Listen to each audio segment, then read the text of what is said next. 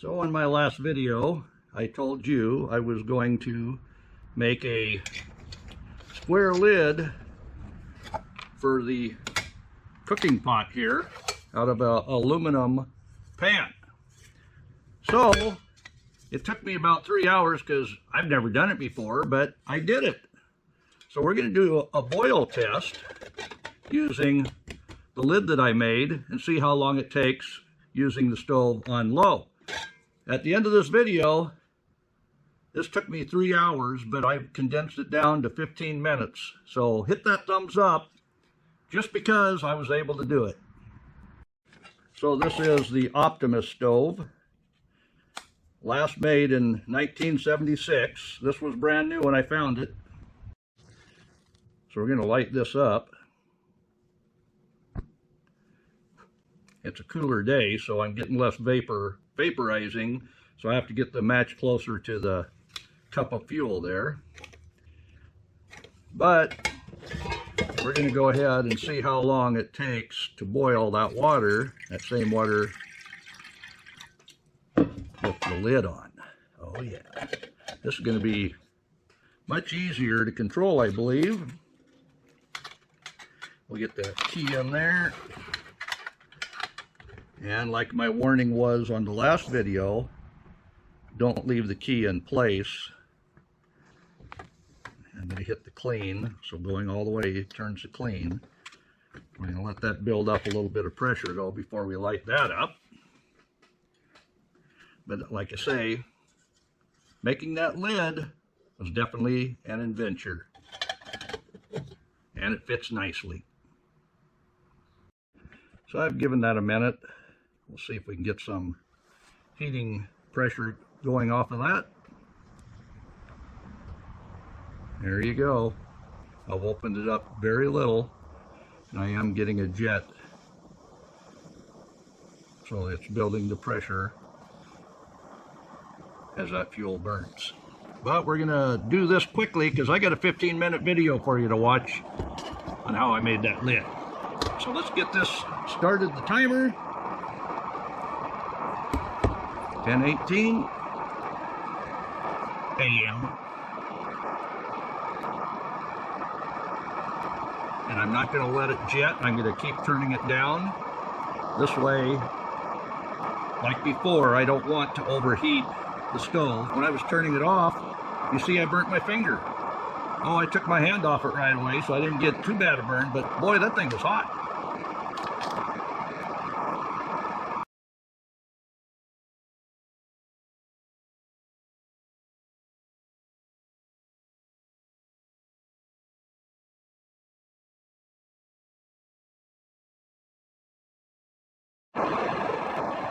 Well, what's the time? We have a boil. Oh yeah, and you hear the flame right now is not jetting. I've kept the temperature turned down, and in, what was that, 6 minutes? We had a full boil.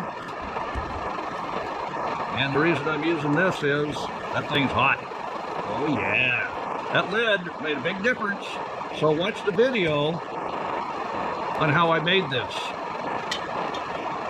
Don't forget to give me the thumbs up before you leave. Well, like I promised, I want to make a lid that will fit this square pot.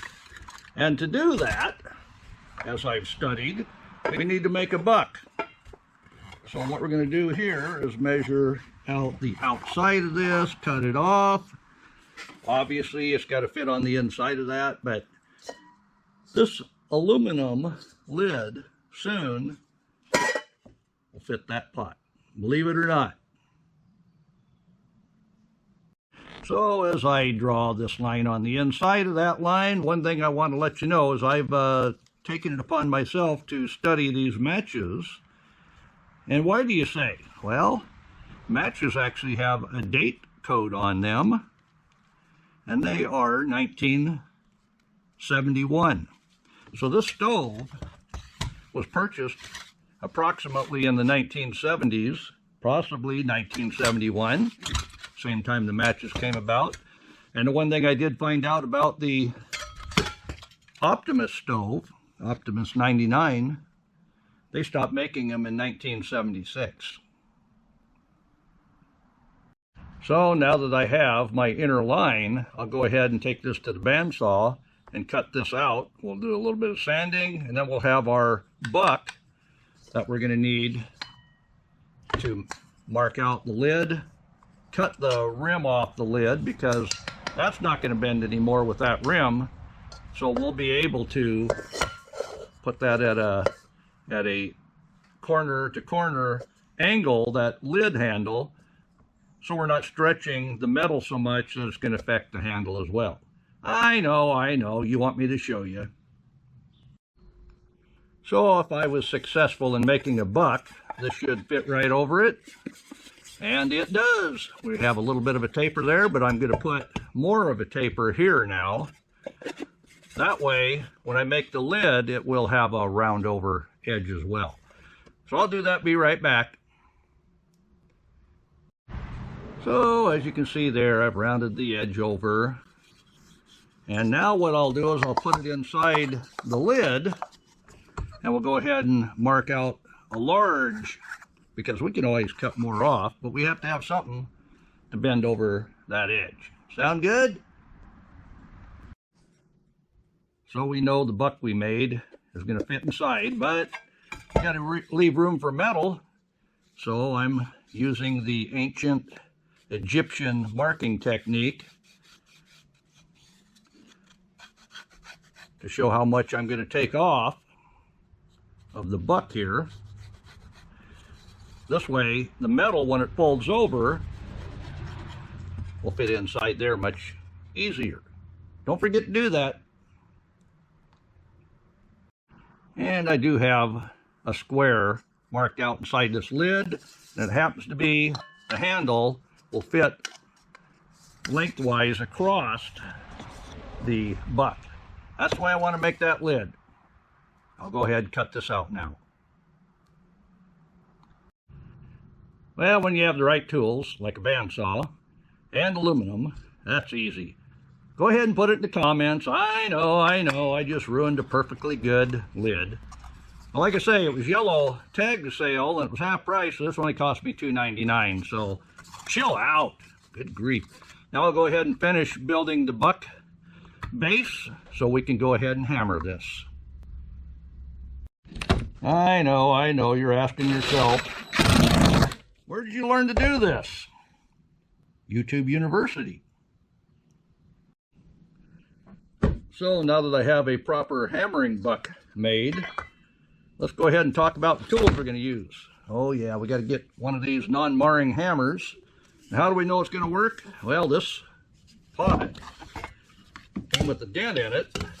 Let's go ahead and see if that non-marring hammer will take care of that.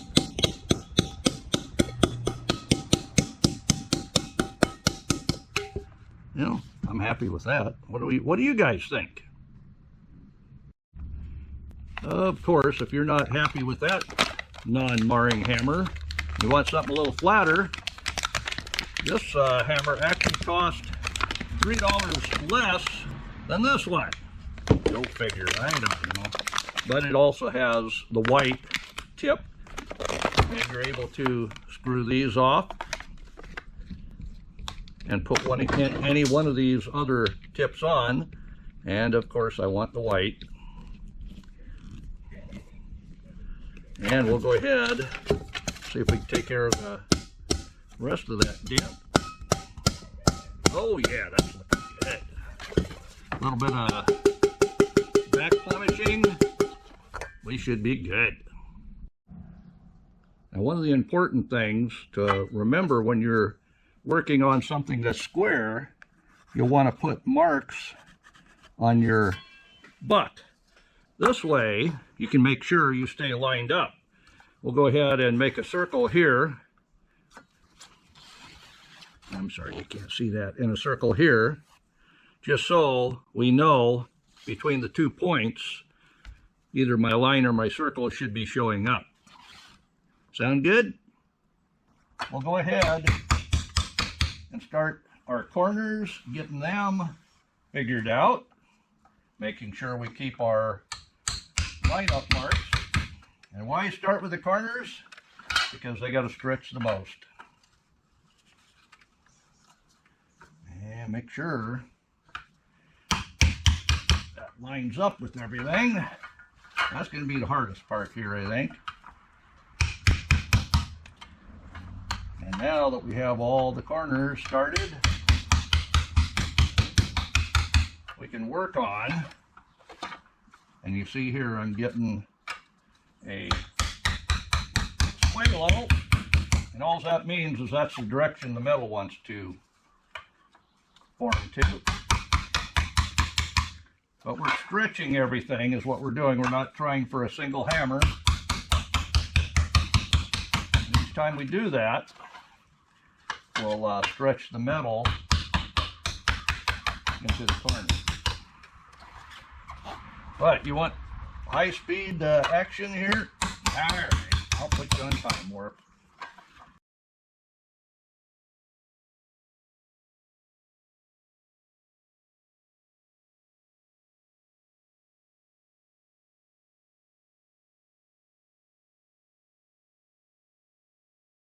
So you can see I'm getting some pretty heavy, what they call a tuck, and I've got to tuck those in.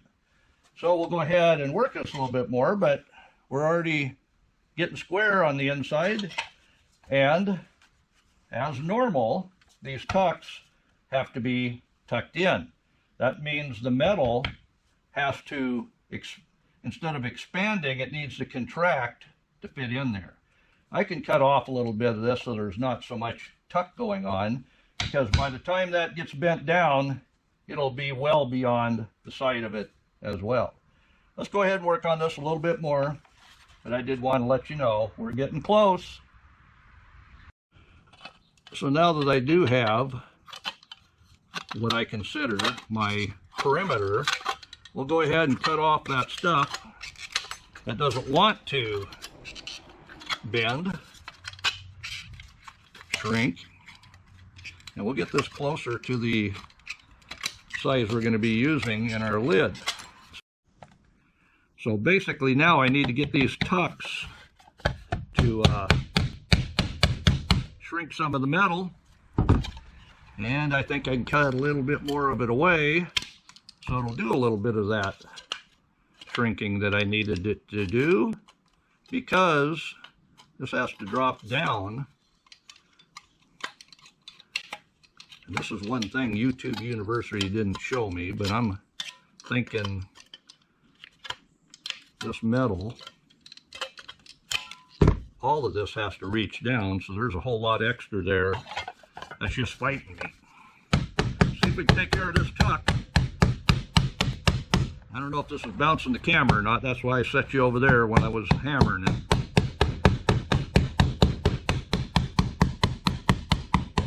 Oh yeah, I'm liking that.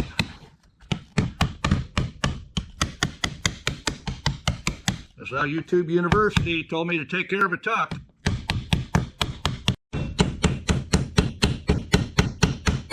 So I'm working out that tuck. I'm not letting it take off on me.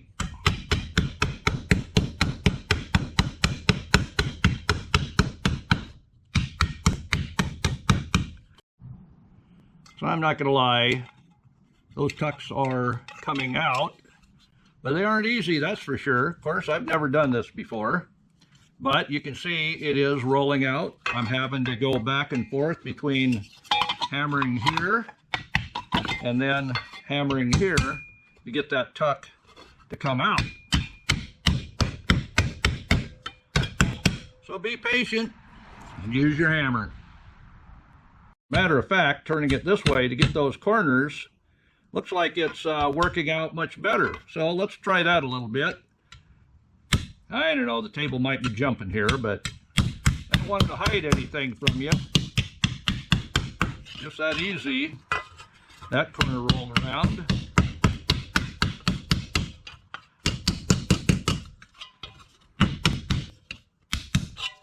And let's get that line back up. And we'll work it in a little bit more. It's got to fit on the inside of that pot. And oh, yeah, we're close. So you see, I haven't given up on it yet. We're working it back and forth, but I've got a helping hand here, keeping the other end from bulging out as I work those corners in. So I went back to YouTube University, and I'm taking the wedge out of the corner here and putting it in the middle and making it tight, and that should work in much easier than the corner.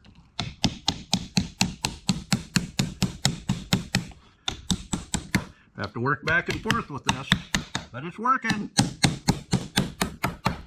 All right, I think I've determined there's just too much metal here. All I need to do is have that set down inside, even if it's just a little bit. So I'm going to go ahead and cut off some metal here.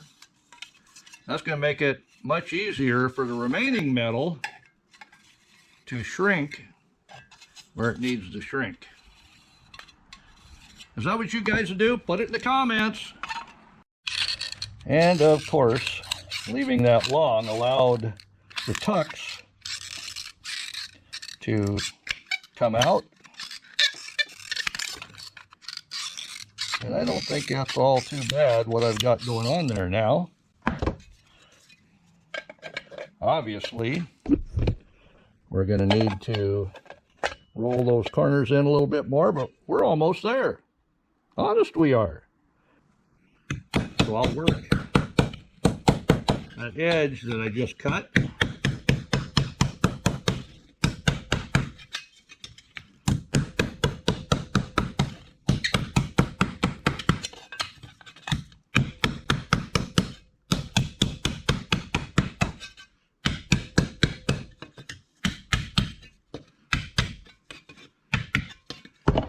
Oh, where are we now? Ooh, we are close. We are so close to fitting inside that lip. You gotta bring those corners in. Well, never bet against me. I got work to do to it yet. Right now it's good and tight, but by the looks of it, I'm making those corners really tight and they can come out a little bit. But it's fitting. Right there, I could just quit. I mean, that's redneck enough right there. But I'll hammer these corners down a little bit. That will take some of that stress out. I'm liking it.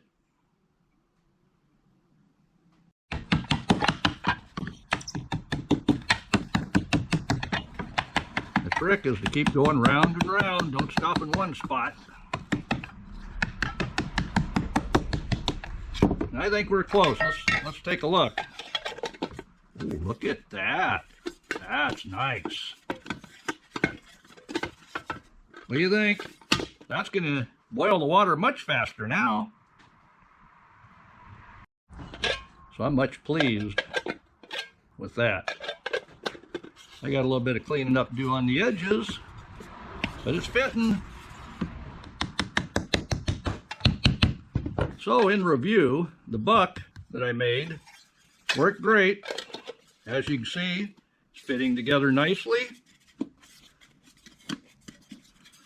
I got a little bit of trimming to do, take some of that sharp edge off. But it doesn't matter which way you put it on. It's fitting together. That's just what you need. Trying to boil water faster using a lower flame.